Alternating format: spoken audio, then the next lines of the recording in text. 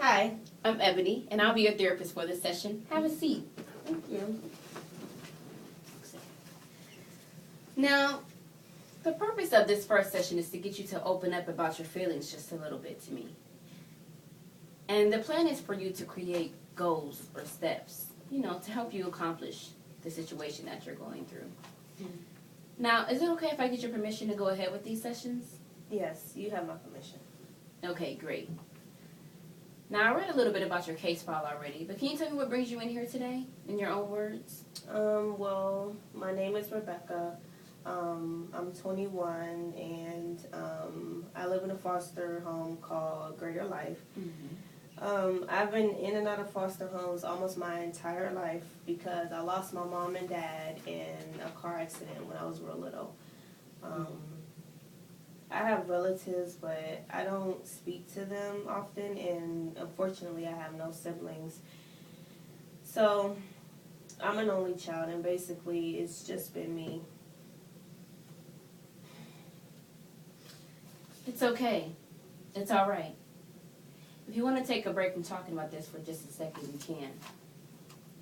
Now, I see that they call you, that your name is Rebecca, but is there anything else that you would like to be called, or is Rebecca okay? Rebecca is okay, but I prefer Becky. Okay, Becky. Or from your actions just a moment ago, I can tell that this is a very difficult subject for you to talk about. It is difficult because I never really speak to anyone about this before, and it's hard to express how I feel without wanting to cry. But you know what, Becky? It's okay to cry and express how you feel to me. Everything you say is kept between you and I due to our confidentiality policy. Or if you give me some information about you harming others or yourself, then I would have to report it. Do you understand that? Yes. Okay. Now, let's talk about your foster home for just a little bit. How long have you been at Greater Life? Ever since I was 17. So, about 4 years? Okay. Yes. Well, you know what? 4 years seems like a very long time. You must be doing good there. Is there any problems or anything that may have occurred with you being there? There really hasn't been any issues. I mean, I like everybody.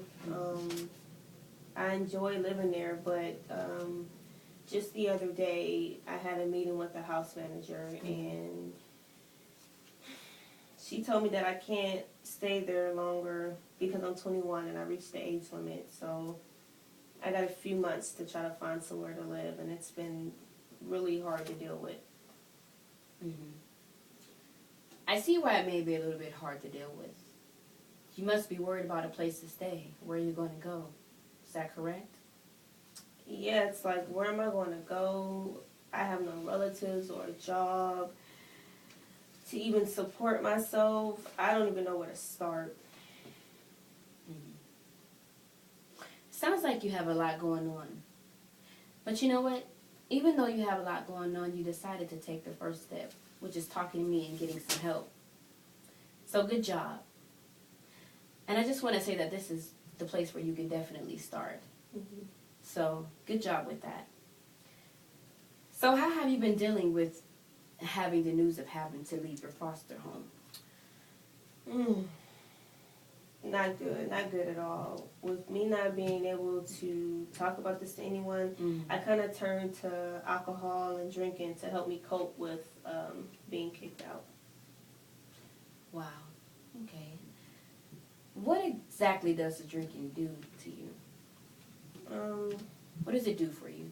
It makes me feel carefree, like all my troubles and worries are gone. Like I don't have to worry about where I'm going to live or about how my life would be if my parents were still here. And after shot number 3, nothing bothers me. Like I feel fine. Right, I see. Okay. So, how many shots do you usually take a day? It It depends on how I feel, honestly. But usually like 5 or 6 shots of liquor. Whatever I can get my hands on, I drink.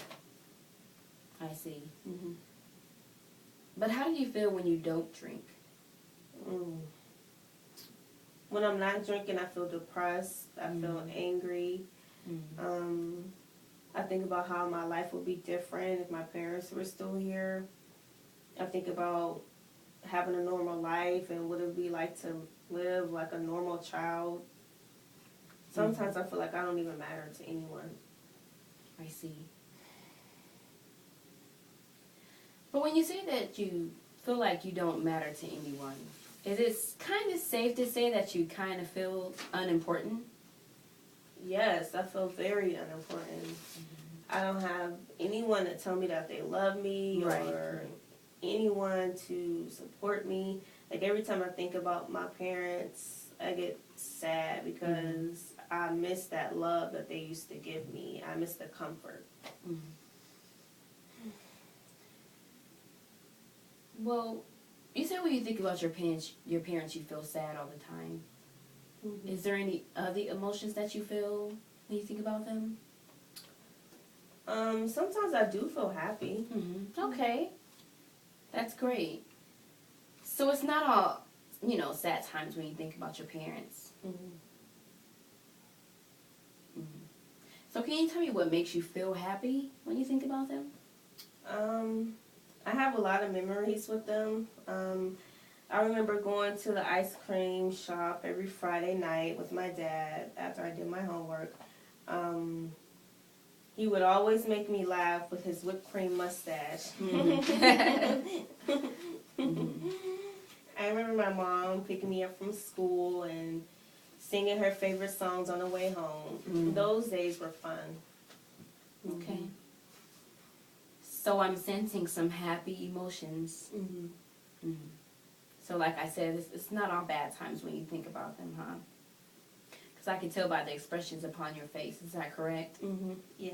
I mean, I miss them dearly, but I know in order for me to get better and move on, I have to talk to people about this stuff, and it'll take some time. Right. You know what? That's correct. These things do take time. It doesn't just happen overnight. It's a process. Which brings me to the next step in this session, goal setting. So what kind of goals would you like to set during these sessions with me? My main goal pretty much would be getting a job and, saving money and working on finding a place to stay. I got a few months still here at Greater Life, and I just want to provide for myself. Okay, that's understandable. And you know what? That's a great first goal. Can you give me another goal that you would like to accomplish? A second goal? I guess another goal would be to work on my alcohol addiction. I realize that I really, really rely on that a lot to comfort me and to be my support, but it's not healthy at all, and I need to get some help with that. That's another great goal. It really is. Well, the first thing that I want to do is give you a little bit of information. I want to get you going out there to apply for, housing programs, just so you can get a place to stay and get on your feet. But first, I want you to go out and fill out job applications just so you can be able to, pay for your rent and utilities and everything to keep your house functioning. Is that okay with you? Yeah, I mean, that seems like some good ideas. Okay, great. Well, that concludes the end of our first session, our very first session, and we have got a lot accomplished today. Do you feel any better? How do you feel after this session with me? Honestly, I feel a lot better. I feel like a weight has been lifted off my shoulders because I can talk about it with you. And I'm definitely looking forward to, getting my life together. Okay, that's great. Well, you know what? I wanted to give you my card, Okay. It has my office number on it, just in case you wanted to talk to me about anything in between our sessions that we have. So feel free to call me. And it was very nice meeting you, Keisha, Rebecca. And come back again. Thank you. I'll You're definitely welcome. call you. Goodbye. Bye.